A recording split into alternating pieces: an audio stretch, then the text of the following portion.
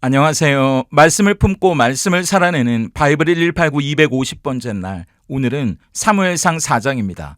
어제 3장에서 영적으로 혼탁하고 캄캄한 시대에 어린 사무엘을 부르셨던 하나님과 그 말씀 앞에 기꺼이 순종의 무릎을 꿇었던 사무엘이 선지자로 세워지는 모습을 살펴봤는데요.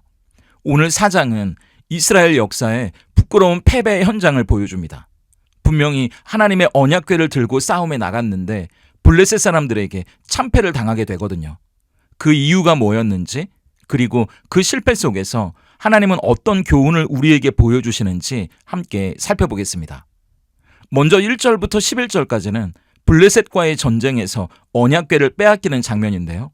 4장은 이스라엘과 블레셋이 싸우다가 4,000명이 죽는 패배를 당하게 되는 장면으로 시작합니다. 그러자 장로들이 모여서 대책회의를 하게 되는 거예요. 3절을 보세요. 백성이 진영으로 돌아오매 이스라엘 장로들이 이르되 여호와께서 어찌하여 우리에게 오늘 블레셋 사람 앞에 패하게 하셨는고 여호와의 언약궤를 실로에서 우리에게로 가져다가 우리 중에 있게 하여 그것으로 우리를 우리 원수들의 손에서 구원하게 하자 하니. 얼핏 보면 이게 신앙적인 고민을 하는 것처럼 보이죠. 하지만 많은 학자들은 장로들의 이 이야기가 사사시대의 잘못된 신앙을 그대로 보여준다고 이야기합니다. 세 가지 이유 때문인데요. 첫째, 이들에게는 이기고 지는 것만 중요하지 자기를 돌아보는 성찰이나 회개가 없었다는 겁니다. 가만히 보세요. 어찌하여 여호와께서 우리를 패하게 하셨느냐, 이 말은 이 패배가 하나님이 도와주시지 않아서였다고 원망하는 말이잖아요. 혹시 우리 안에 어떤 영적인 잘못이 있었던 건 아닐까? 그렇게 스스로를 성찰하거나 회개하지 않았다는 겁니다. 그리고 둘째, 이들은 미신적인 신앙에 머물러 있었다는 거예요. 다시 3절을 보세요. 그분이 우리를 구원하시게 하자, 그렇게 말하는 게 아닙니다. 그분이 아니라 그것이 우리를 구원하게 하자예요. 하나님, 그분과 맺고 있는 인격적인 관계는 없어요. 그냥 그것, 언약궤만 있으면 우리는 이긴다는 미신입니다. 거기에 신비한 힘이 있으니까 이길 수 있다는 미신적인 마음이었던 거죠. 그리고 셋째, 하나님을 통제하려는 교만입니다. 사무엘이라는 선지자가 분명히 있었는데도 하나님의 뜻을 묻지도 않습니다. 그냥 자기들끼리 회의해서 언약궤만 가져오면 된다고 자기들끼리 결정하는 거예요. 감히 하나님께 묻지도 않고 성막에서 언약궤를 빼내올 생각을 어떻게 했을까요? 우리가 언약궤 가져올 테니까 하나님은 그저 따라오시라는 투입니다. 자기들의 성공과 승리를 위해 신앙을, 그리고 하나님을 도구로 만들어버리는 거죠. 결국 언약궤가 도착하자 백성들은 땅이 울릴 정도로 큰 소리로 환호합니다. 분위기만 보면 이미 이긴 것 같아요. 이길 수 있을 거라고 생각했을 겁니다. 하지만 결과가 어땠을까요? 10절과 11절을 보세요. 블레셋 사람들이 쳤더니 이스라엘이 패하여 각기 장막으로 도망하였고 살육이 심히 커서 이스라엘 보병에 엎드러진 자가 3만 명이었으며 하나님의 궤는 빼앗겼고 엘리의 두 아들 홈리와 비느하스는 죽임을 당하였더라. 승리는커녕 이스라엘 군사 3만 명이 죽는 대참사가 일어났고요. 하나님의 언약궤까지 블레셋 군대에게 빼앗기는 수치를 당하게 됩니다. 하나님의 예언대로 타락한 제사장 홈리와 비느하스도 그 자리에서 즉사하게 돼요. 아무리 그래도 좀 이번만은 이기게 해주시고 나중에 혼내시면 되지 않았을까 싶지만 하나님은 그렇게 하지 않으십니다. 하나님은 당신의 백성이 가짜 믿음, 이런 미신적인 신앙을 가지고 승리하기보다 차라리 패배를 경험하게 하세요. 왜요? 가짜 승리는 이게 맞나 보다, 이래도 되나 보다, 그렇게 여겨서 우리를 더 깊은 영적인 타락으로 이끌기 때문입니다. 이어지는 12절부터 18절까지는 제사장 엘리의 비참한 최후인데요.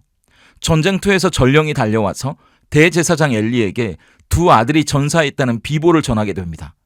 그때 98살의 노인 엘리가 의자에 앉아 기다리고 있었는데 13절을 보면 엘리는 하나님의 궤가 성막을 떠나 전쟁터로 갔다는 사실 때문에 뭔가 마음이 불안했다고 기록하거든요. 하나님께 묻지도 않고 언약궤를 함부로 성막에서 내보내면 안 된다는 걸 알기는 했는데 아들들과 장로들의 고집을 꺾지 못했던 거죠. 이건 엘리의 영적인 무능을 보여주는 동시에 스스로 책임지지도 못하는 비겁함을 보여주는 겁니다. 어쨌든 그때 전령이 당신의 두 아들이 죽었고 하나님의 궤까지 빼앗겼다는 소식을 전하는데 어떤 일이 일어나는지 18절을 보세요. 하나님의 궤를 말할 때 엘리가 자기 의자에서 뒤로 넘어져 문 곁에서 목이 부러져 죽었으니 나이가 많고 비대한 까닭이라. 그가 이스라엘의 사사가 된 지 40년이었더라. 평생을 제사장으로 살았지만 그의 죽음은 너무나 비참하고 허무했습니다. 목이 부러져 죽었다는 건 엘리가 하나님의 심판을 받았다는 표현이거든요. 성경은 그리고 그가 비대했다고 덧붙이는데 이건 단순히 살이 쪘다는 말이 아니라 그가 평생 하나님께 드려야 할 제물로 자기 배를 불렸던 탐욕스러운 삶을 살았다는 걸 고발하는 표현이기도 합니다. 하나님의 영광보다 자기가 편하고 사람들에게 인정받는 것이 더 중요했던 영적 지도자의 끝은 이럴 수밖에 없는 거고요. 영적인 지도자가 깨어있지 못하면 결국 백성들도 바른 신앙을 가지지 못한다는 걸 4장은 안타까운 전쟁의 패배와 엘리의 최후를 통해 우리에게 경고합니다.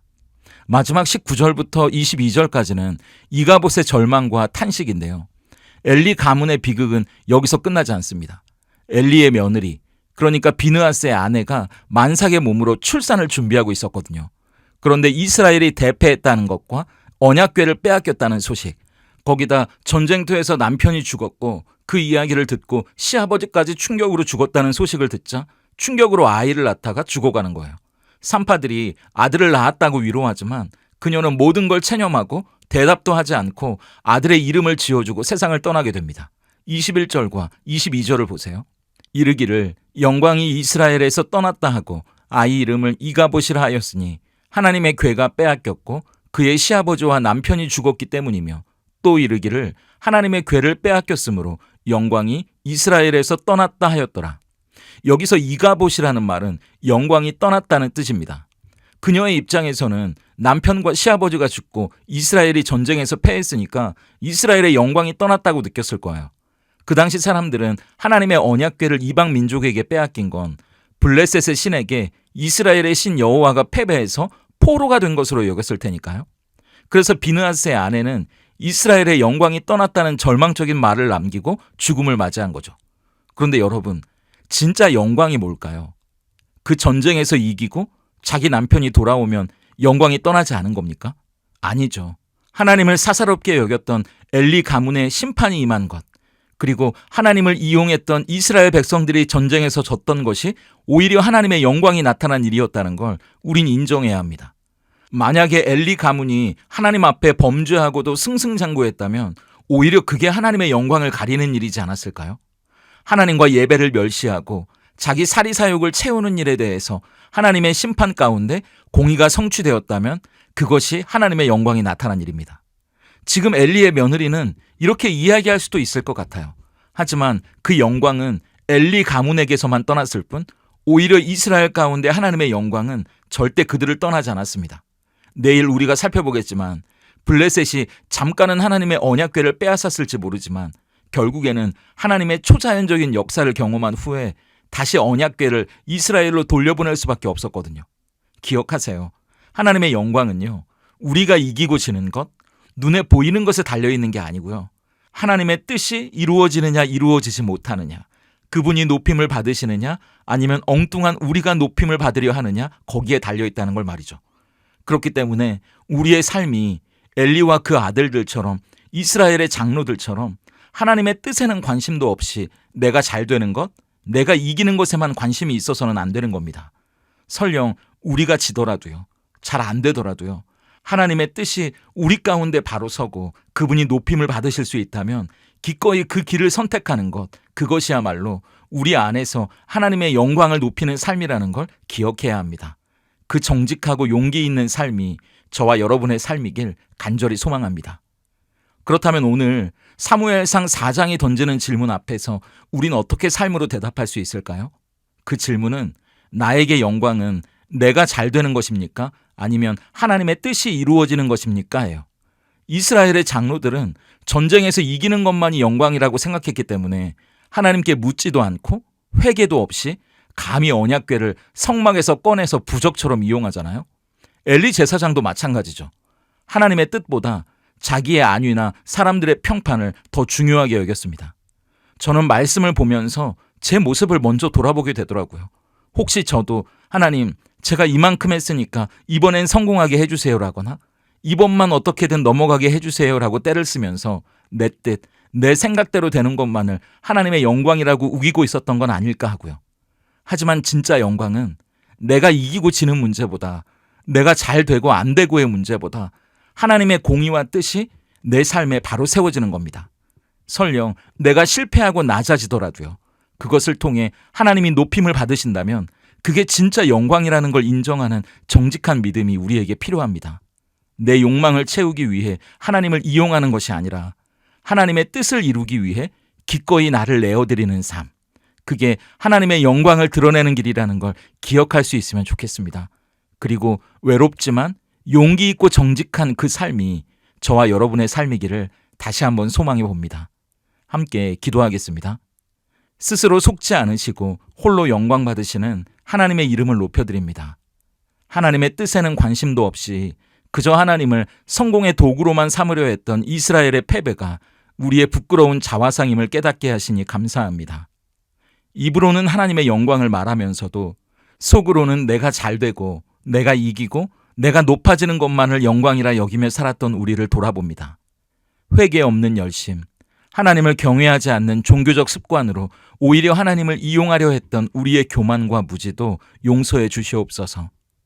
엘리처럼 겉모습은 비대해져 가지만 영혼은 무기력해지고 하나님의 뜻보다 내 편안함과 사람들의 시선을 두려워하는 불쌍한 삶이 우리의 삶이지 않게 하시옵소서.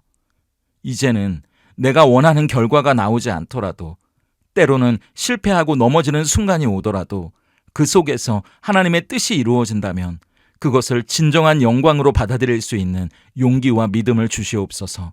그리하여 나의 성공을 위해 하나님을 이용하는 자가 아니라 하나님의 영광을 위해 기꺼이 좁은 길을 선택하는 참된 예배자로 살아가게 하시옵소서.